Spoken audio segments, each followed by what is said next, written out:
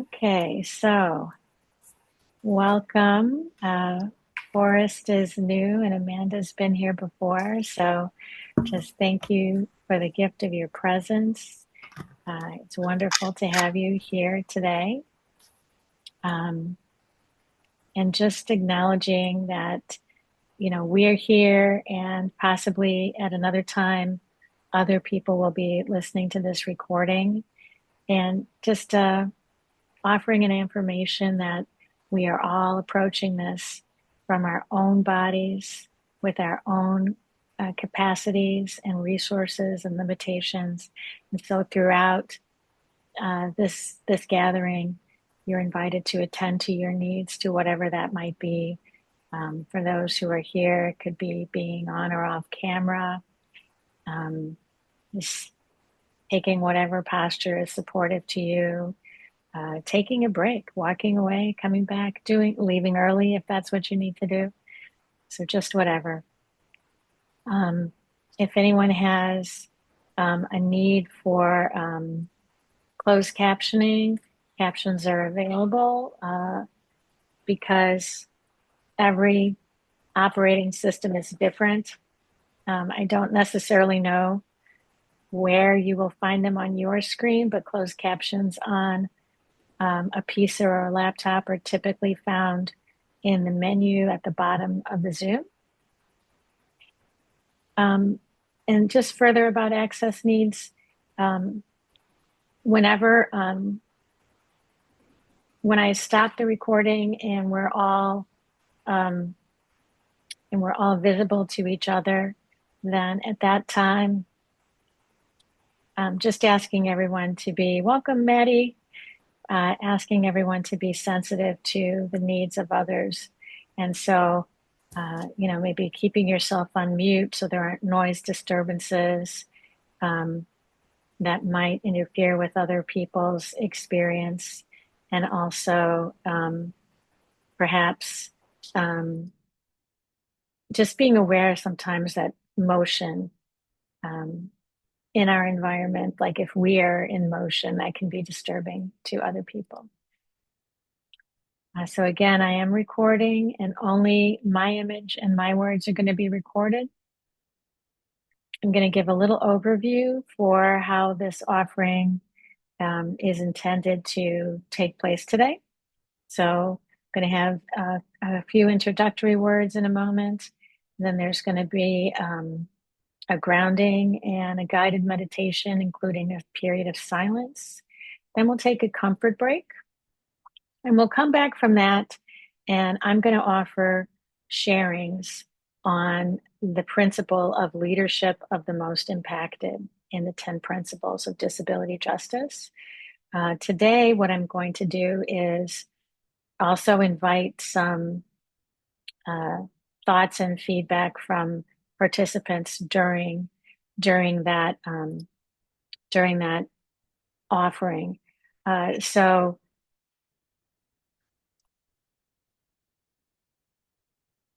because we're recording, I can be respectful of whatever the desires of participants are at that point.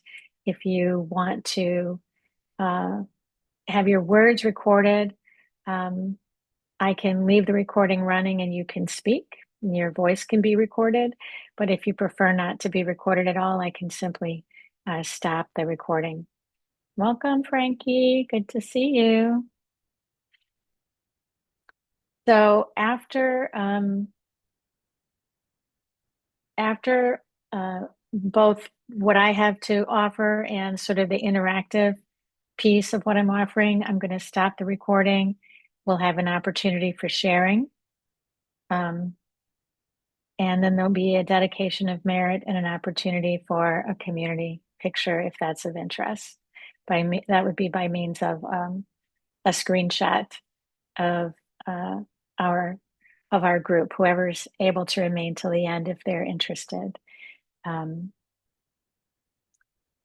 So going into just sort of our introductory words, as I mentioned, and I will mention every time, it takes, there are unique challenges to building a community in a virtual environment. And yet that is what we are in part trying to do here. Ways in which that can take place. I invite you each individually to take whatever you feel like you have learned that's been supportive for you into your everyday life. And that could mean simply remembering some of it while you're interacting with others. It might be sharing some of what you have experienced. That's going to be completely up to you. There's an interactive blog that I have shared the URL for in both the reminders for this event and also in a thank you that I'll send out after this event. The recordings are going to be available on YouTube and on my website. That's a way of building community. We can come back and revisit each other and listen to what we learned and in this case, perhaps what we even had to say to each other. The screenshot that I'm offering is a nod to community. It's a way of saying we were together in the space that was available to us, and we can remember that, and we can honor that, we can enjoy that. There are other ways to practice. Heart with Sangha. Again, I will share all these links. Heart with Sangha, I hold space on Mondays and Fridays. Earthworm Sangha has a once every other month disability Sangha that they offer. And you will find me in those spaces if you want to practice with me outside of today. And as always, I love to hear your suggestions about how we can be building community together, even though we're in a virtual environment. So keep that in mind and feel free to offer your comments either during community sharing or in our interactive blog or in any other way that works for you. It's important to me to offer both an identity statement and a statement of privilege. So I identify as a spiritual being who is incarnate in a body that is both racialized and sexualized and parsed into many other identities by the culture that I live in. So this is a deconstructive approach to identity. I reject the deconstruction while at the same time I recognize the real impacts on me and on others with identities that I share with them or that I do not share, that those impacts are real in the culture that we live in. So that's a way of saying that while I might say I identify as disabled, because that's what my culture assigns to me, that doesn't mean that's how I consider my experience in the world as a being. I am more than that. That is not me.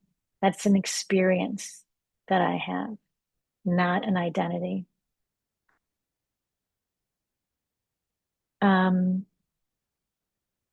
I don't identify as an expert. So while I'm offering things today on this topic, I am offering them from the perspective of a person who studies and practices and would like to have conversation on these topics. And all of your sharings are equally valid, insightful, and important. So I really would love to see more teachers today offering a statement of privilege. Everything that every teacher offers comes through their filter. They've received it in whatever ways they've received it, and then they've metabolized it, and it comes out to us through their filter, their identities, their experiences, their privileges. So without an acknowledgement of my privilege, it's hard for me to really engage authentically with people who might have different privileges than me. I identify as a person who is racialized as white because of my European heritage. I identify as a person who experiences disability and has differences that impact my navigation in the world because of that. And those are experiences that I have. I am more than that. My disability arose after I was in my adulthood. And so I also have the experience of being normatively abled. And that changes how I have metabolized and experienced things.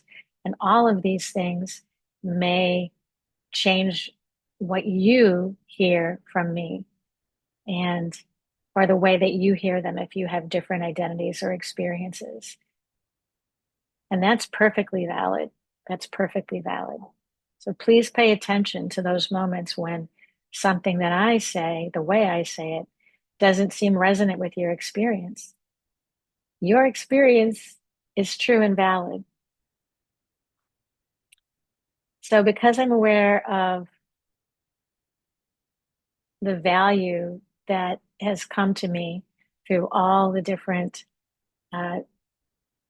people, whether they were sitting in the seat of the teacher or in some other relationship, everything that's been shared with me by skillful and generous beings, I'm really grateful to be able to acknowledge and thank some of those teachers and communities.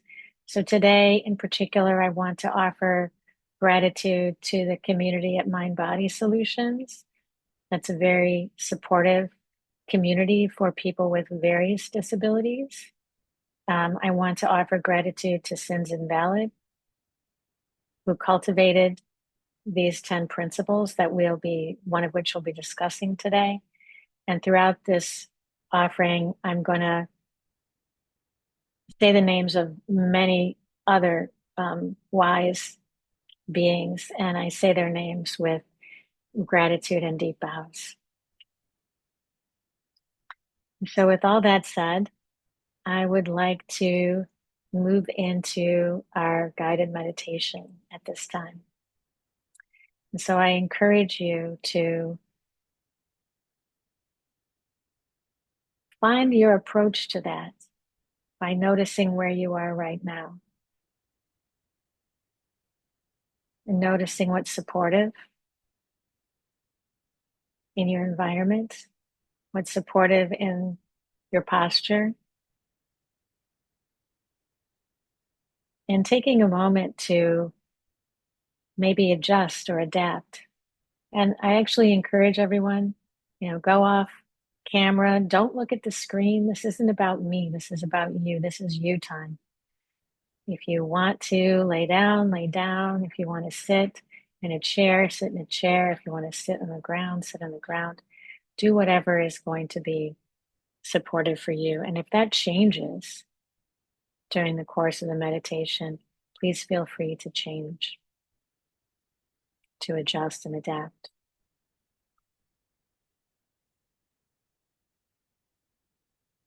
And as we begin to move into a meditation, noticing first just the breath moving in and out of our bodies.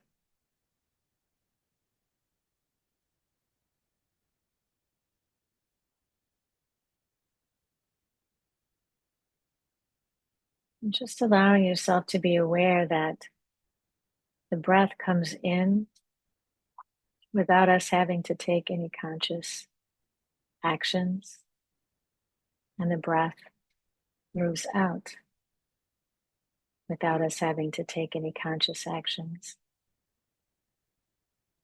We know that we can impact the breath. We can take conscious actions that change the inhale or the exhale. But those conscious actions are not required. And also noticing that as soon as our awareness touches the breath, things shift, sometimes subtly, sometimes deeply. When we become aware of the breath, we may notice that suddenly our inhale is longer or deeper, or that it shifts from, wait a minute, I was breathing in through my mouth. I'm going to breathe in through the nose. And just the awareness, just the gentle touch of awareness on our breath shifts things for us.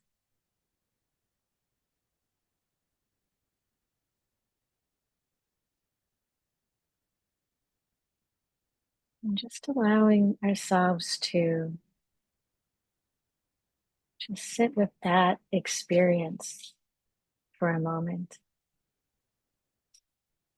noticing how perhaps even bringing awareness to some part of the body might also bring a shift.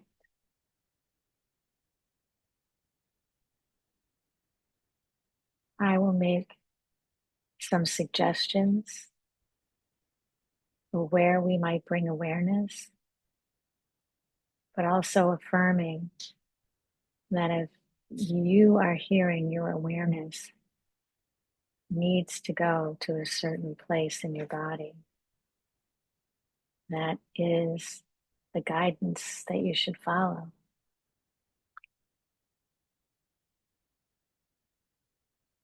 So having a sense perhaps just of your head in whatever posture that you're in now, noticing that your head has a quality, a shape, a weight, and sensing into what that is like for you right now.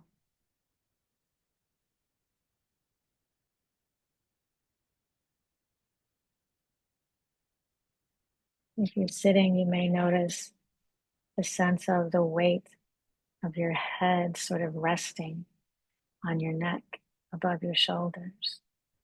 If you're reclining, you may notice the sense of the heaviness of your head touching the floor, the back of your chair, whatever it is it's resting upon. And just giving yourself the opportunity to feel and care for whatever that sense of your head is right now.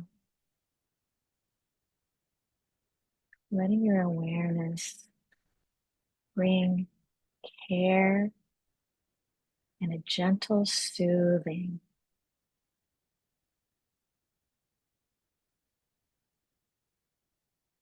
a gentle appreciation, gratitude for your head.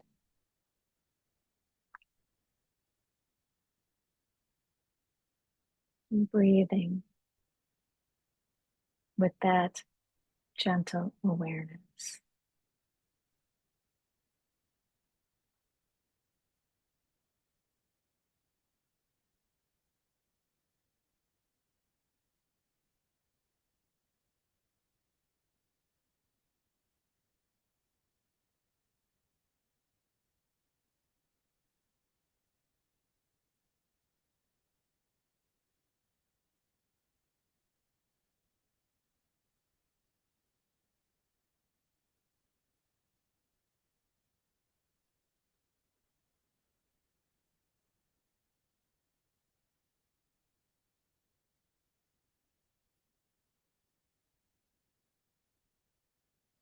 Perhaps letting your awareness travel to your neck and your shoulders,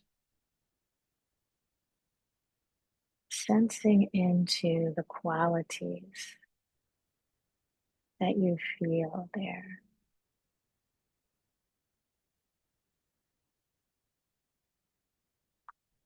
There may be pleasant or unpleasant qualities.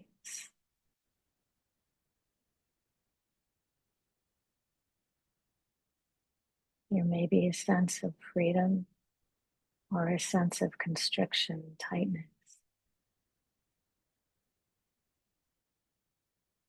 There may be a sense of a certain temperature, maybe a color, a sense of motion or immobility.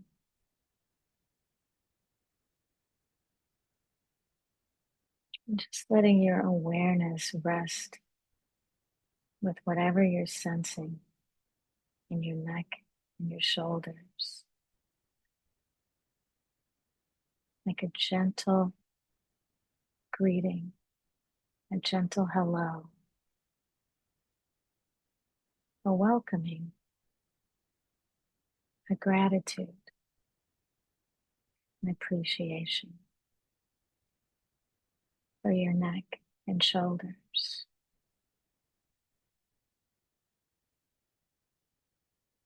And continuing to sense there and allowing your breath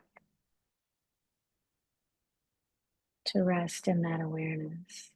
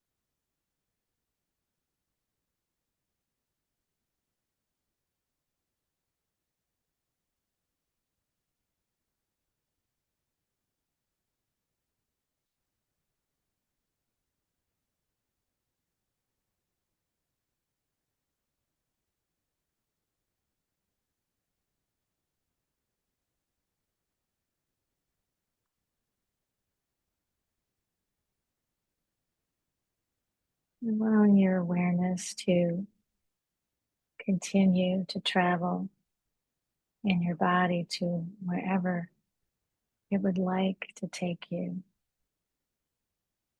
And I'll suggest that you might notice, continue to notice downward into the shoulders, the arms, the hands, the fingers, the shoulder blades, and the upper back.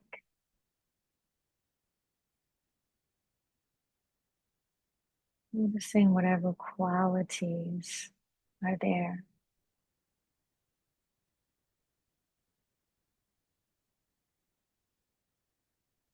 There might be a temperature, color.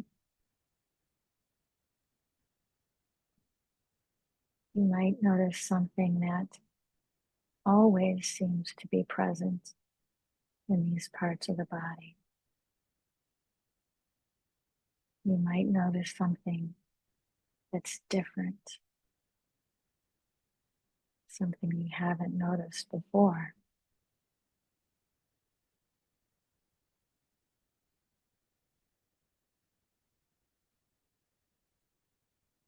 And whatever it is that you are noticing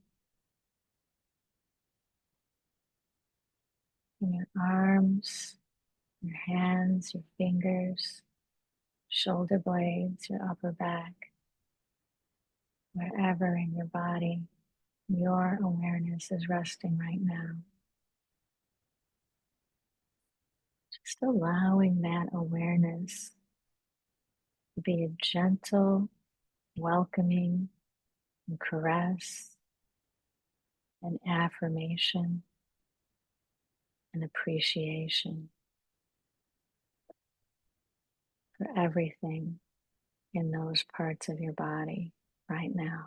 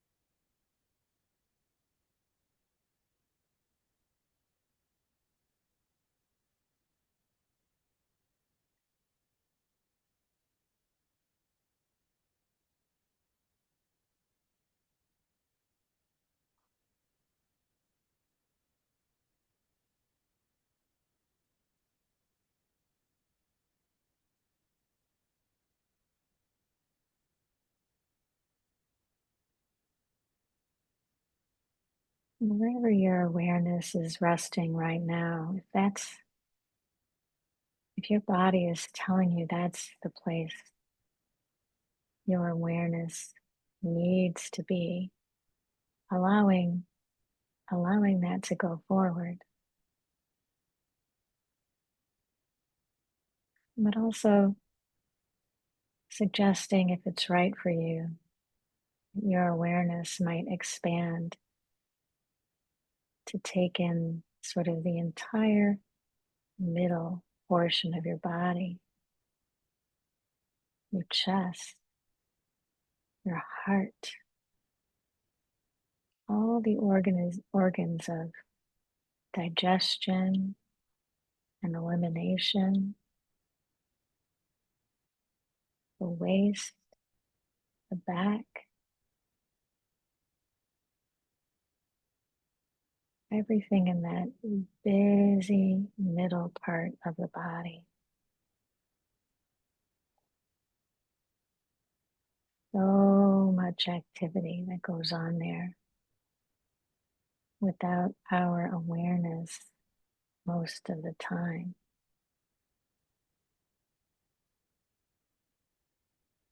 Just allowing yourself to have a sense of what it's like there in that middle part of your body.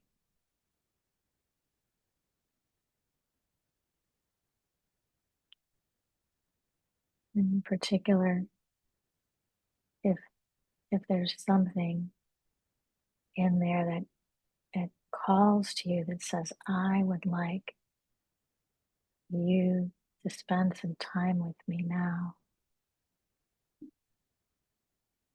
Letting your awareness rest there like a gentle caress, keeping company, saying hello, offering rest, soothing, care, support, appreciation.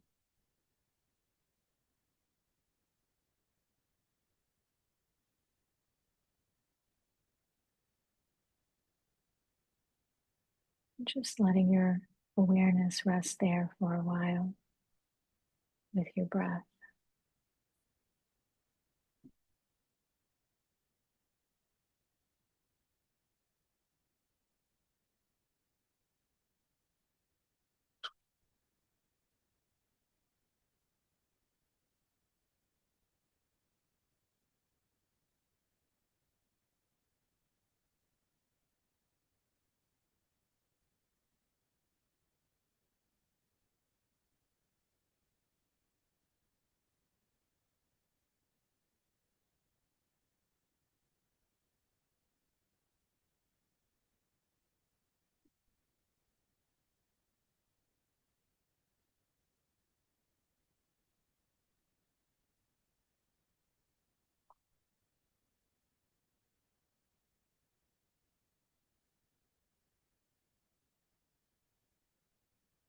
And again, there is any place in your body that it feels right to you to allow your awareness to linger, letting that go forward, and also offering the invitation to allow your awareness to continue to travel down in your body, noticing your lower back and hips, noticing the sit bones,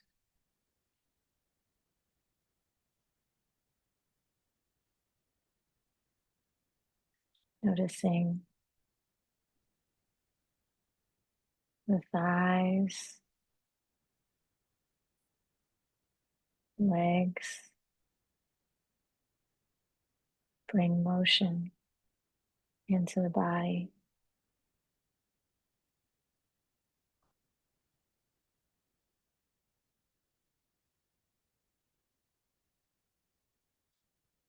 Noticing all the joints, how the hips move with the legs,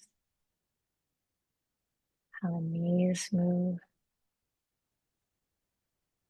how the ankles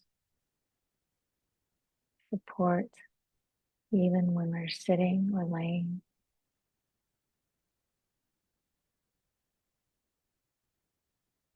And letting our awareness travel even into the feet, the heels, the arch, the instep, the toes, the top of the foot.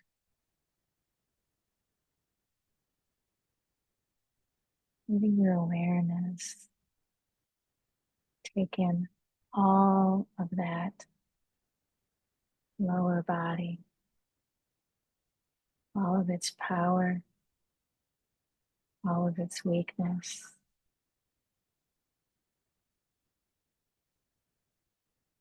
the color, temperature, whatever it is your body, your lower body is asking you to be aware of right now. Welcoming that, greeting that with your breath,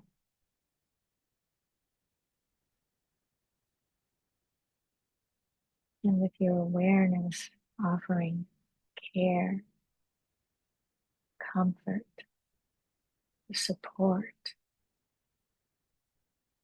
affirmation, gratitude.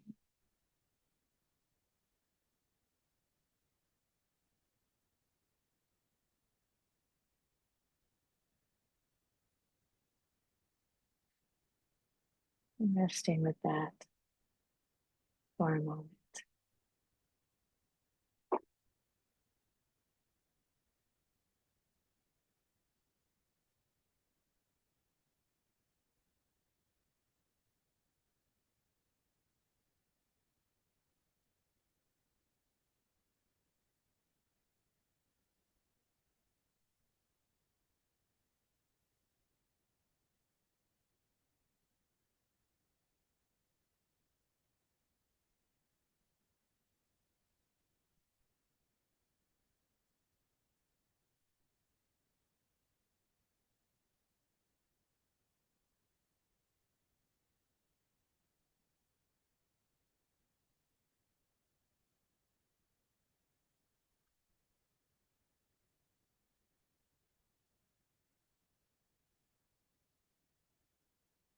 And as we move into a few final moments of silence, allowing your awareness to take in your whole body,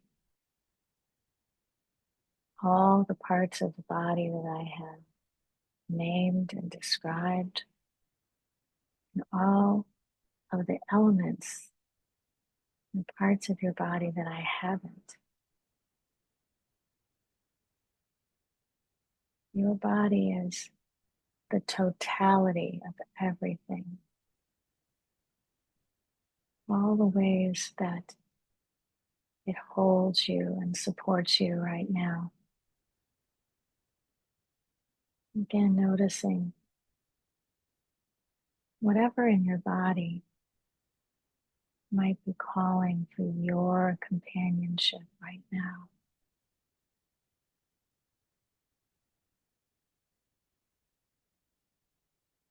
And letting your awareness rest there.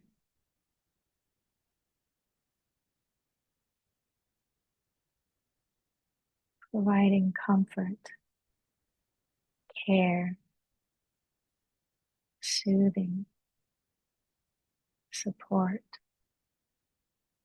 appreciation, gratitude.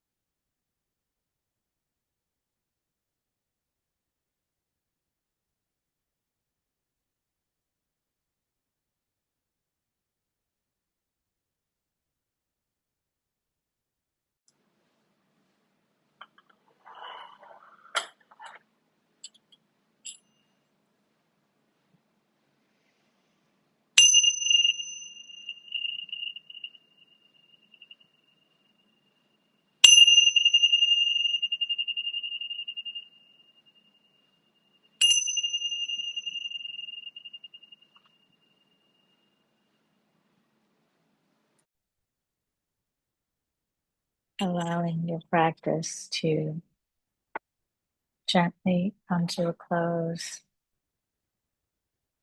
and finding your way back into presence with our group.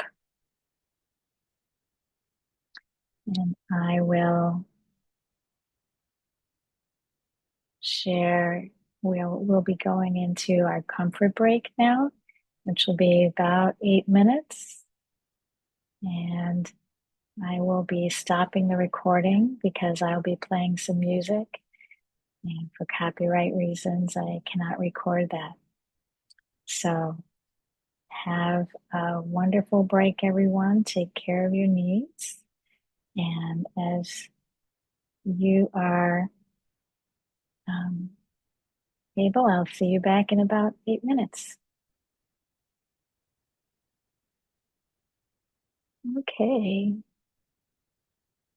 Well, welcome back, everyone. We are here to reflect on the principle of disability justice called Leadership of the Most Impacted, which I have just posted in the chat. And the principle reads, leadership of the most impacted, we are led by those who most know these systems. So there's a really easy, oh, I'm sorry, I didn't get that recording started again. There's a really easy sort of interpretation, just common interpretation of those words, which is to say, well,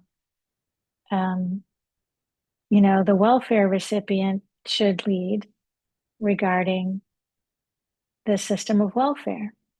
The Medicare recipient should lead regarding the system of Medicare. The Medicaid recipient should lead regarding the system of Medicaid. The wheelchair user the deaf, the blind, the disabled should lead regarding accessibility. Um, and then there's more. There's more that we can go into. So what I want to do right now is to share a particular story. I'm posting a link to a translation of the Kakavati Sutta in the chat. So the Kakavati Sutta, so a sutta in uh, Pali or a sutra in Sanskrit is basically a story, a teaching, a scripture, a rule. And this particular sutta talks about the wheel turning monarch and the duties of a wheel turning monarch.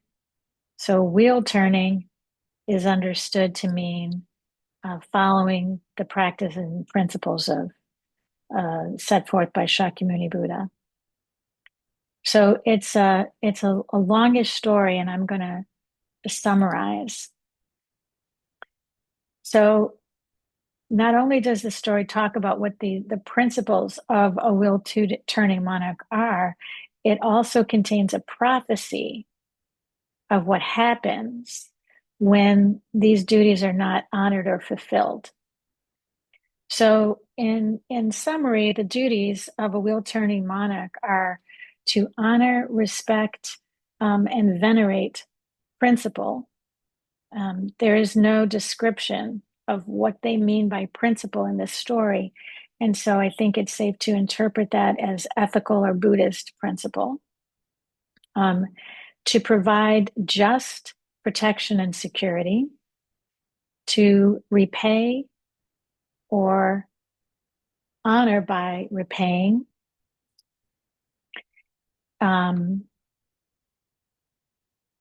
to fulfill the moral obligation of basically providing money to the penniless, and also to seek guidance from those abstaining from worldly pleasures. There's a particular word that is used, but what it really means is, people who are not in the system, who have removed themselves very significantly from the system, renunciates like Shakyamuni Buddha himself. So seek guidance from those abstaining from worldly pleasures on what is skillful and what is unskillful, what is blameworthy and what is blameless, what should be cultivated and what should not be cultivated or left uncultivated, and what leads to lasting suffering as compared to what leads to welfare and happiness. So in this particular story, it starts with King Dalnemi, who is a wheel-turning monarch who has embraced these principles and continually seeks this guidance. So it starts with a wheel-turning monarch, and in the story, all other rulers, all other kingdoms or communities submitted willingly to this ruler because of the beauty and prosperity of King Dalameni's people. But then, after 7 generations, so 7 generations on from King Dalameni, all wheel-turning monarchs, all embracing these principles and all following this guidance, there came a monarch who said, I don't really think I need to provide money to the penniless. And so he stopped doing that. And when he stopped doing that, theft began. And the story spends some time with that. It says, okay, so somebody engaged in theft. They were brought before the king, and the king said, Why did you steal? What did you do that for? And the person said, well, I have no money. I can't eat. I have nothing to take care of my family. And so the king gave that person money. But the principle of giving money to the penniless generally was not fulfilled, and another person committed theft. That person came before the king, and the same dialogue happened with the same result. That person was giving money. But then on the third occasion, when someone stole, the king said, I notice that they just keep coming and asking me for money. So I got to cut this off. This can't happen. So what I need to do is make an example of this person. Let's chop his head off. And that's what they did. They chopped his head off. And the story goes into some detail, which I'll summarize. At this point, thieves just didn't want to be caught. So they began killing the people that they stole from so that they couldn't be caught. And at this point, poverty becomes widespread, crime increases. And what follows in this story from the omission, from that initial omission to provide money to the penniless, is all the additional duties begin not to be observed. And theft continues. In the story, they call it swords arise, so weapons, killing, lying, backbiting, which is, excuse me, malicious gossip, sexual misconduct, harsh speech, talking nonsense, desire and ill will, wrong view, illicit desire, immoral greed, wrong custom, disrespect for mothers and fathers, and for ascetics and Brahmins, meaning those people that are abstaining from worldly pleasures, and failure to honor family elders, all evolved from this initial omission.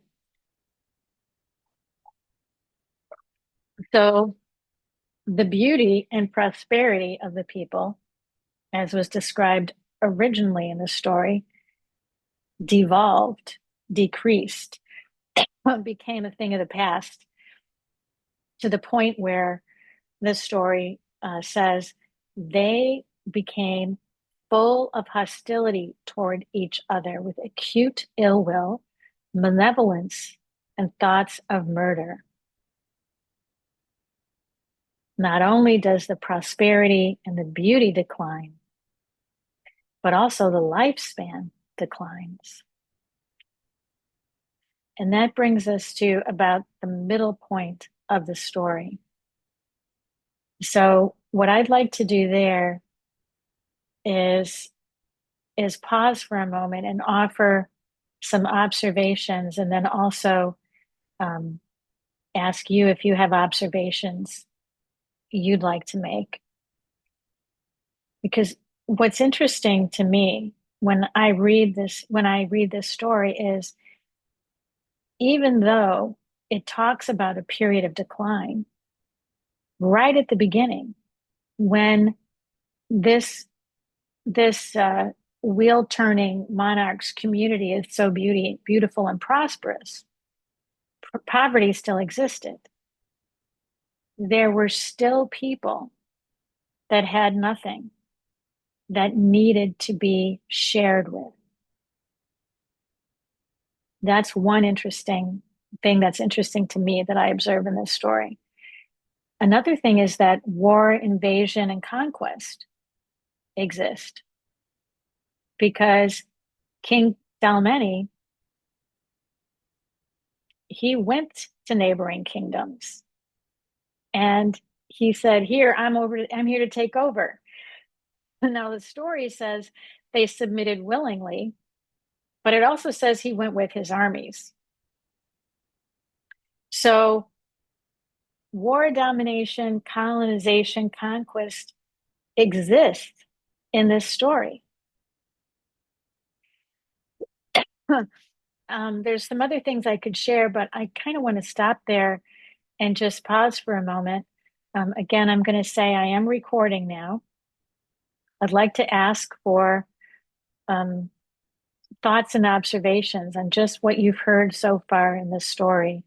I can, um, if you place in the chat, I can stop the recording so that you can share, or if you're willing to share with your voice on the recording, just unmute yourself and say what you have to say.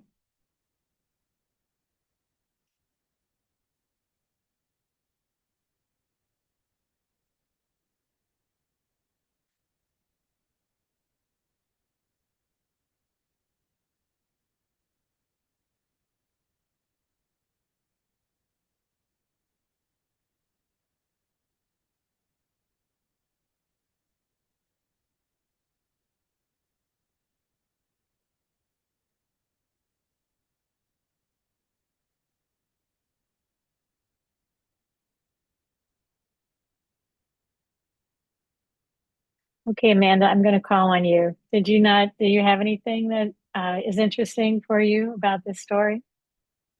If Uh, not, that's fine. I'm sorry. I'm like kind of reading the story, Oh, okay. and I can't say that I'm really able to connect it to my experience of disability. So sorry. Okay.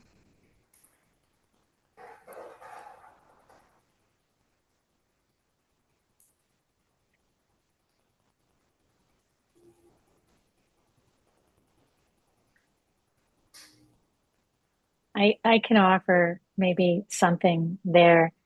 Um,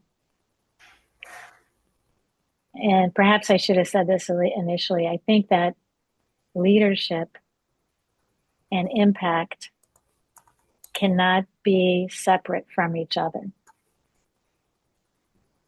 They cannot be separated. King Dalameni, as the wheel turning monarch, lived by certain principles, ruled by certain principles. And in the story, we hear that he had a beautiful and prosperous kingdom. That was the impact of his leadership. And then after 7 generations, we have a monarch who is not wheel turning, who does not observe one of the principles, and things devolve. And we see the impact of that monarch and the succeeding monarchs who also did not observe the principles. We see the impact of their leadership. So, in a certain sense,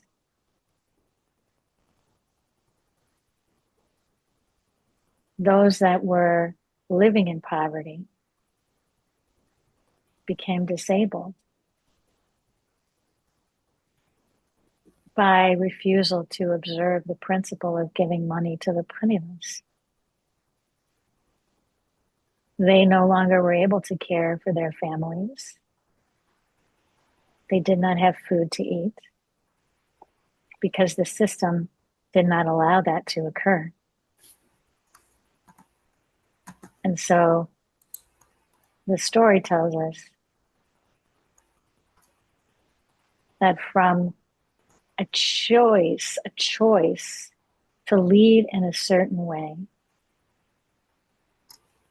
unskillful, to say the least, unskillful behaviors arose in the people that were impacted.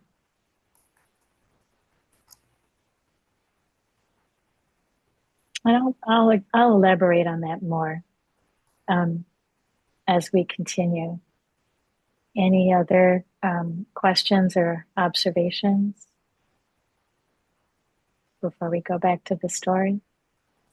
I mean, I do, but it's more of relating, how similar to what's happening now. Thank So, you very much for that, Nadine. sure. Thank you. Thank you. Is Sorry, there I'm not more? on camera. I'm moving around. So. That's okay. Is there anything more you'd like to say about that?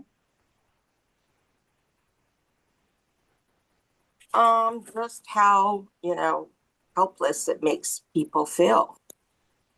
Yeah. I am, getting involved or am involved in the activism.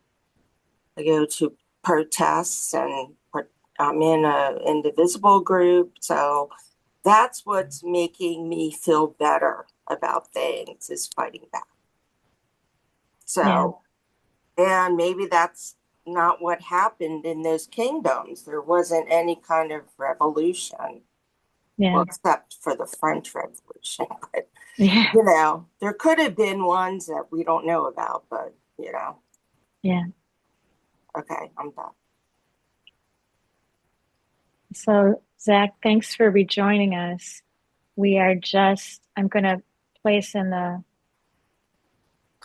chat for you. We're looking at the Kakavati Sutta. And I just sort of recapped maybe the first half, and we're having a little bit of a discussion about what people are observing so far. And I just really want to affirm, Nadine, that when I was sort of preparing what I wanted to share today and I was reading through this, that's exactly the thing that struck me right between the eyes. Is like, wow. Wow. Is this here's Shakyamuni Buddha 2,500 years ago talking about 2025. Amazing.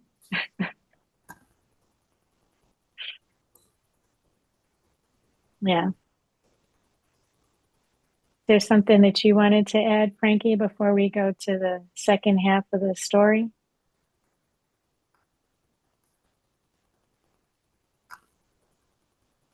Oh, Frankie, hold on a second. You're muted. I'll unmute you.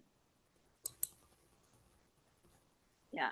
I just wanted to say that I'm Judith. Frankie and Matt Oh, are my dogs. I'm so sorry. That's all right. How would you Judith. know? Yeah. No, I think that the thing that really struck me about it is that here they had this relatively peaceful and joyous and happy existence, and they couldn't hold on to it. That maybe it's impossible for human beings to do that. That they tend to drift into, um, I don't know, I guess less skillful ways of living. And when you would think that if they had that they would appreciate it, but maybe we end up taking for granted the things that we have. Thank you. Yeah. So, Zach, I don't know if you had a chance to catch up and try to skim the beginning part of that story, but I'm going to go ahead and continue with my summary for the second part. So like I was just saying, this, as I was reading this in the context of today's world, it was just kind of astonishing to me how this prophecy seems fulfilled. But the good news is that there's a second, there's a second part of the prophecy that says, that the Buddha foretells a return to wheel turning and balance. That basically, and very high level summary, the story foretells that over, a number of generations of monarchs who are not observing these principles, that pretty much the government collapses and 7 days of violence ensues. And during that period, some people retreat to like completely inaccessible areas away from the violence, like forests and riverlands and mountains. And they're thinking, let us neither be killed or kill or be killed. They're thinking, I just have to retreat.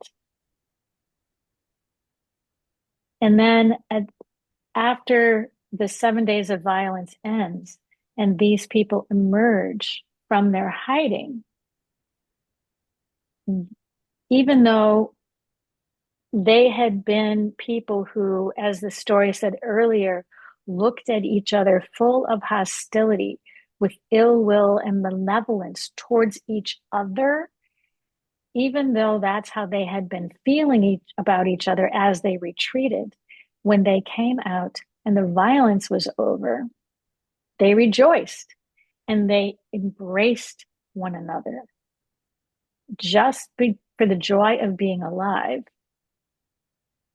And then they said, it's because we undertook unskillful things that we suffered. So let's not do that. And from there, the cycle slowly reverses until ultimately a new wheel-turning monarch who observes these principles emerges and things come into balance. Balance is maintained. So for me, this story, it illustrates so many things. And let's just put aside for a moment, if we're going to read the story, there's a lot of things that are could seem very exaggerated, but it is a story. So putting that aside, it really does illustrate the relationship between the quality of leadership and the impact on individuals. And then to Nadine's point, she was saying, okay, I'm feeling like I'm in a time like that, but I am not looking for unskillful things to do. I am looking for skillful things to do. This is what we are called to as disabled people, as people who are ourselves disabled, who are impacted by other family members, community members, people that we care for who are disabled. We are called to skillful things. We are called to skillful things. And because we live in a time in which we're the resources that are provided to us are so minimal and being retracted every moment at this time in the US. It's very difficult to do that. It's very difficult to do that. And we have to start by caring for ourselves. We have to start by noticing what's in our bodies, what's in our needs, and how we can be skillful with that.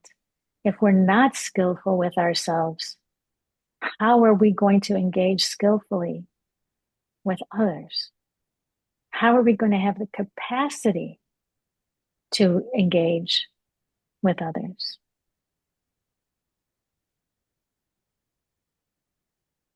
This is why the principle called leadership of the most impacted says we are led by those who most know these systems. That principle says, I notice even before whatever you want to call the current period is in the US, even before this, I noticed that the wheels were grinding kind of hard, the gears were grinding kind of hard on the people that have the least. As disabled individuals, as those caring for and in relationship with disabled individuals, we cannot help but notice there is so little, really, that is provided for our comfort, that we are marginalized. We must call for our voice in leadership. We must call for our voice in leadership. And again, We start by leading ourselves. If I do not understand how my disabilities interlocking function in my process so that I can take care of myself, how am I going to help anyone else and be in a position to say, the three of us got together and this is how we think we can lead? So many times, and this is not in a sutta, this isn't anywhere else except in my experience, so many times I just have the feeling in the US, it's all leadership by crisis, you know, and it's especially by economic crisis, because as soon as something goes wrong, party A that thinks I'm in their camp shows up in my email and my texts, all telling me that they need their money from me by midnight tonight, or it's all going to explode. That's not supportive, and it's not realistic. It's not even real. We are surrounded.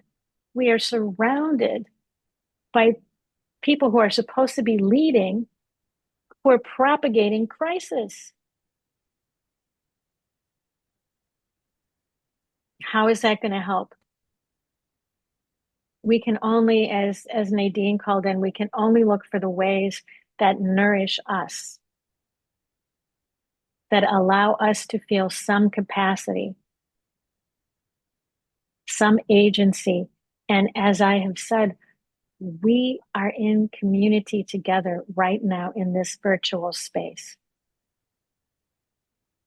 We need each other. We need each other to say, I believe in you. And I believe that you need to put yourself first and nourish your capacity. Because when we each do that, we are stronger together. And we have the capacity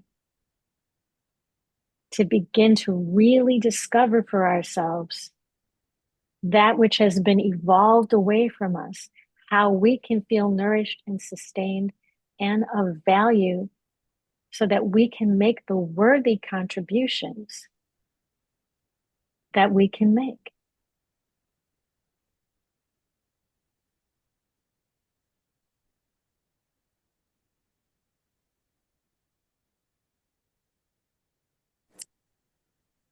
So,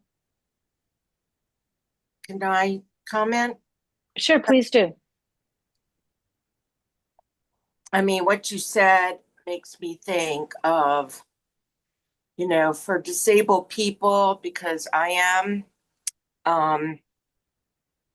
there is a limit to what you can physically do to be part of the movement. But there's postcard writing. You can, I don't do that because I can't afford the stamps, but there's telephone banks for certain elections that are going on. And there's other things too. There's a lot of virtual events you can attend. So, and I bring a chair to the protest so I can participate, but also not be in pain. So, Yeah. Yeah. And it's important to find a thing that fits for you. If you're, this fits for me, what I'm doing right now fits for me and is a form of protest. And so I'm doing it because I have figured out how to have the capacity to do it. There may be other things that fit for me as well. It's up to me to figure out what those things are and what I have the capacity for.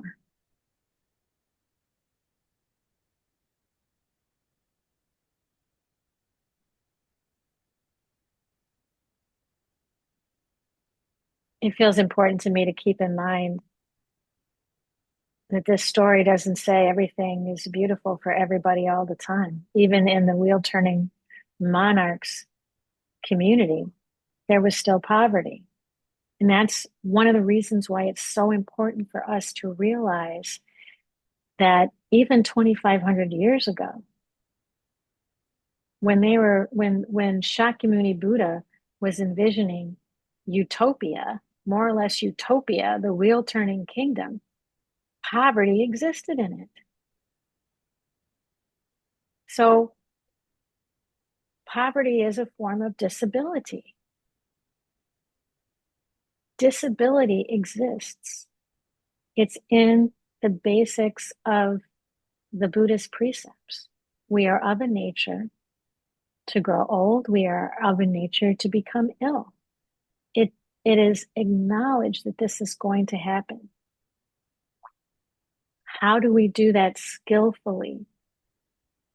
Especially in a world where everybody who's supposed to be leading us is running around with their heads cut, like chickens with their heads cut off, going, oh my God, I need your money now. I need your money now. This is the only way this is going to get better. No. We have to figure out what works for us, because that's part of how we got here, is we weren't considered to begin with. Reading this, though, I also think, like from the Dharmic sense, the stories, like political systems are never going to work out. They're never going to be just. Like we're never going to overcome samsara. So the idea that there's a lot of like pressure, and if you're not out there and doing this, it's your fault. And I'm kind of like, the systems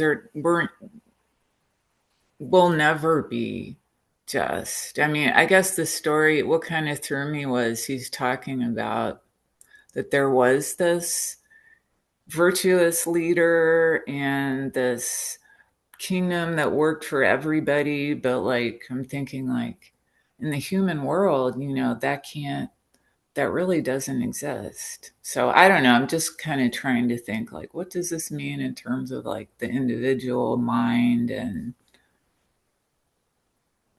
Yeah. And Amanda just pitched me a softball because I wanted to share something about Buddha's last teaching. So as Shakyamuni Buddha was, old and ill, and he was facing death, Ananda, one of his core students, asked that he give a final teaching. And what the Buddha said in that final teaching was that, I appreciate y'all are asking me because you think I'm like, the guy who knows it all. I appreciate all that, but I've given you everything. You need to make the teachings your own and not look to a special teacher for leadership or guidance.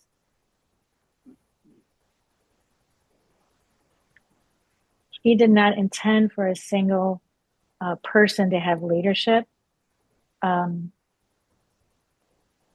of what at that point I think was just called Sangha, because we hadn't come up with this term Buddhism yet. And actually after Buddha's death, this story of his last teaching says that there was a power struggle between Mahakappasana and Ananda for how the Sangha was going to go forward. And it was a struggle between, keep in mind, this is all happening in India, where we all probably have heard about sort of the autocratic caste system, classist roots of society in India. And so Ananda and Mahakappasana represented those two polarities. Ananda being Buddha's a really core student who really believed in sort of this democratic way to go forward, and Mahakappasana, who said, we have to have some structure, we have to have some authority and leadership. And somehow Mahakapasana won out. So even in the immediate aftermath of Buddha's death, without that person to say, no, I need you all to try to figure out how to do this together and not look to a special teacher, that guidance was disregarded. So that story, to me, tells us how easy it is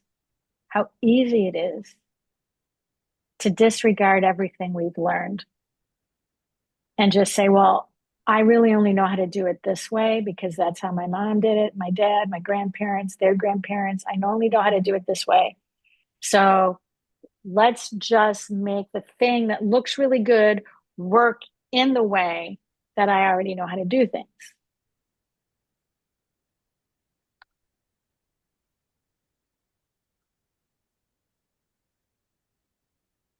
On the same, and I actually want to share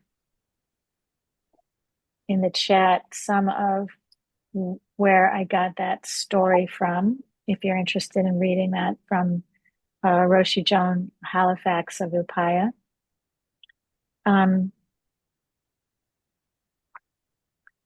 So, and Thich Nhat Hanh also, so there's this book of Thich Nhat Hanh's letters to students called In Love and Trust. And he has a description of what Sangha leadership should be like.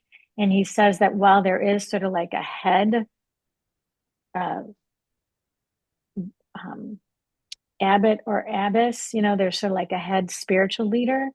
There's actually, it's actually more interwoven and flat than that there's a bhikshu, a bhikshuni council, which is like all the people who are ordained but are not the head, that get together, that really talk about what decisions should be made. So like a decision-making council of all the ordained people. And then they actually receive proposals from a Dharma teacher council, which is also monastics that are not ordained. And they develop programs and proposals that are presented to the Bhikshu, Bhikshuni Council for approval. And then there's a caretaking council that implements the decisions.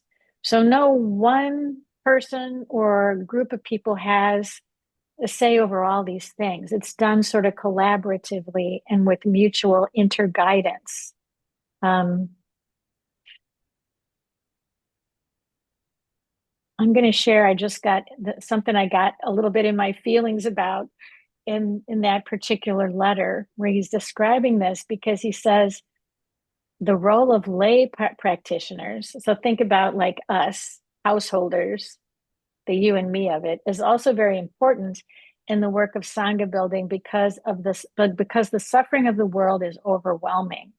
The presence of monastic practitioners alone is not enough to penetrate in all the places that society needs help. So I got in my feelings a little bit because it makes it sound like we're a tool for them. They're using us somehow. It doesn't, maybe just because it doesn't say more in this particular letter, what the relationship is supposed to be between lay practitioners or householders and these ordained and monastic people. But I also want to suggest that's another reason why we're here. We are here as people who have an interest in disability justice, that we're examining through the lens of different wisdom teachings and trying to say, okay, well, then what is our role? How do we go forward? What protest fits for me? What form of protest fits for me? What do I have resources to do? How can I have a positive impact toward a balanced outcome in which all people are valued?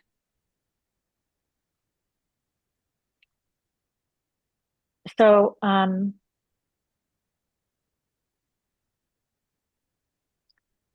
it wouldn't be me if I didn't spend a couple minutes on language, because I do feel there's just so many problems with language. I know we talked last time. Um, Kind of like when I was explaining what the principles were in the Kakavati Sutta, but the story just says principles. It doesn't say ethical precepts or the Noble Eightfold Path. It doesn't say specifically, well, what are those principles that the ruler is supposed to be upholding? We have to try to figure that out. So the Buddha's got all these principles. Buddhism has all these principles. And sometimes interpreting them can be difficult because of the way they're expressed without really just sort of a lot of reiteration, without explanation of what the words mean. So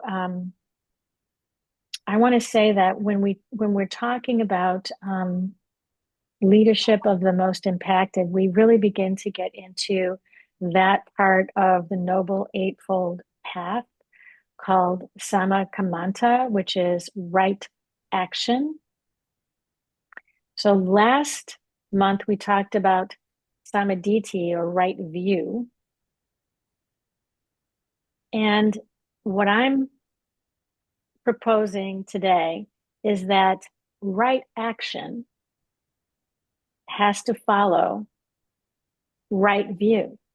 It's not okay just to say, as we all do sometimes, I see it needs to be better, but I don't know what to do, so I can't act.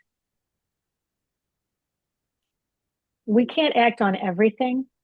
We can't be in control of everything. We can't change everything, but we have to figure out what fits for us and take the actions that are a fit for us, that lead us towards balance and fairness and equity. So language, samakamanta. So in Pali, the word kamanta literally means action, but that includes work, business, occupation, profession. So what I want to say, kamanta means, and I'm pasting this in the chat, is taking action in all aspects of life, consciously engaging in activities that seek to create balance with the true nature of reality.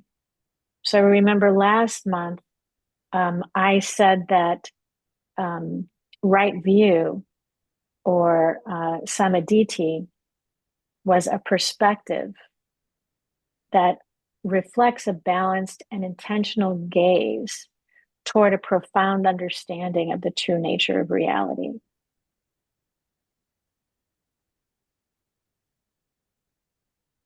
I'm not suggesting that any of us is going to understand absolutely everything about reality, but we can understand what we do have before us.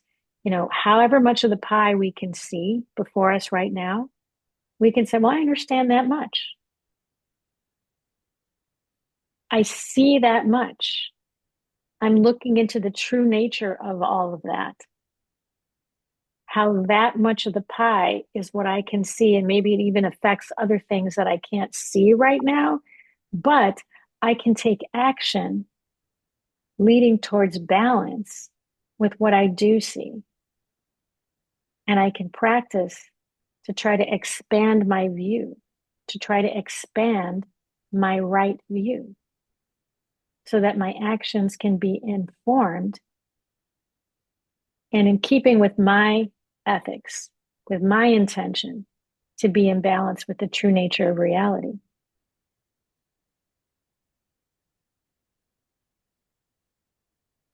So I want to share another another story briefly with you before we go into sharing time, that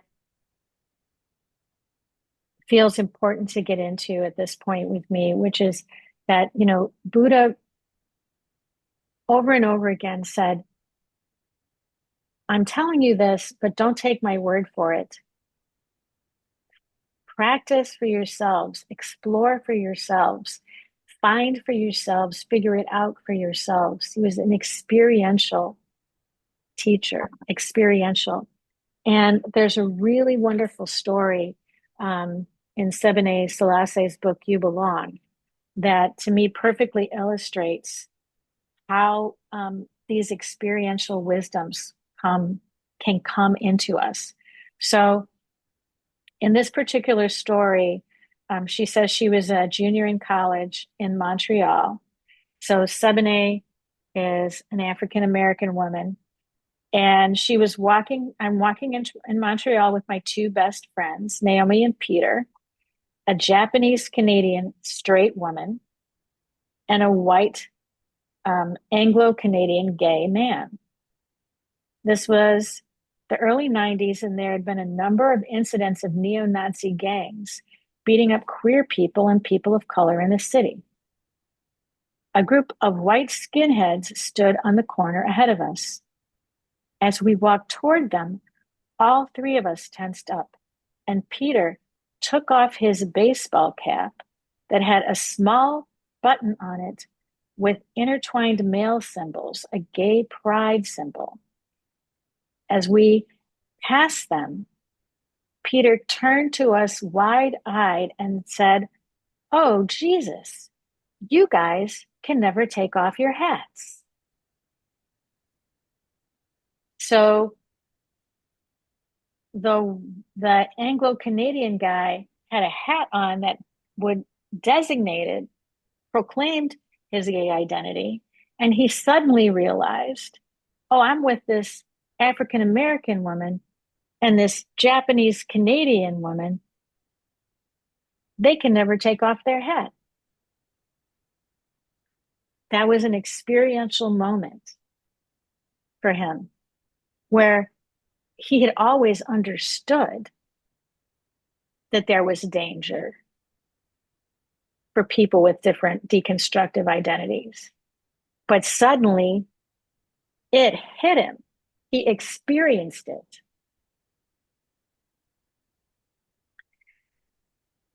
So that's what this particular path of wisdom is calling us to. It's calling us to figuring out, how can I really metabolize what the piece of the pie that I can see that's right in front of me as much as I can, which up until that moment, Peter thought he understood it. And then he had an experience that kind of exploded and made the pie a lot bigger for him. So consistent with that, what I want to do is just share on the screen.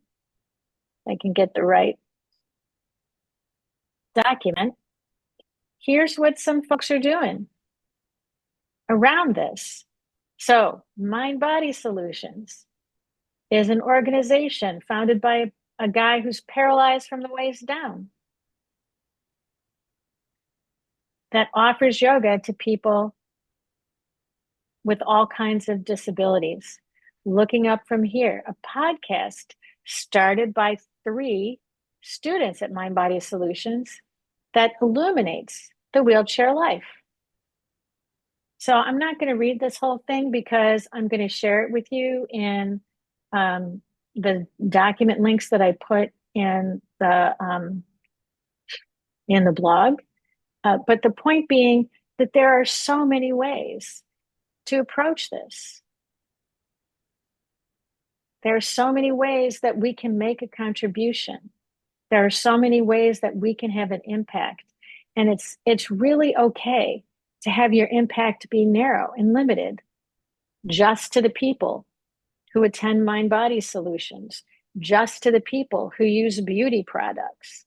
It's really okay, because as we're doing that, we're having a right view of something that we know we can massage and make better.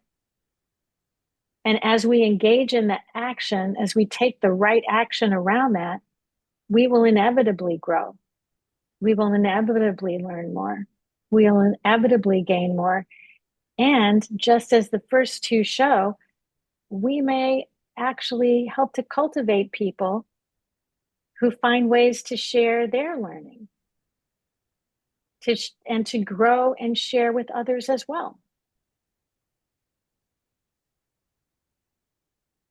So I am going to stop this share. And what I'd like to do now is move into sharing time. Amanda had to leave. And actually, Zach says he's going to be right back. We'll see. But I will stop the recording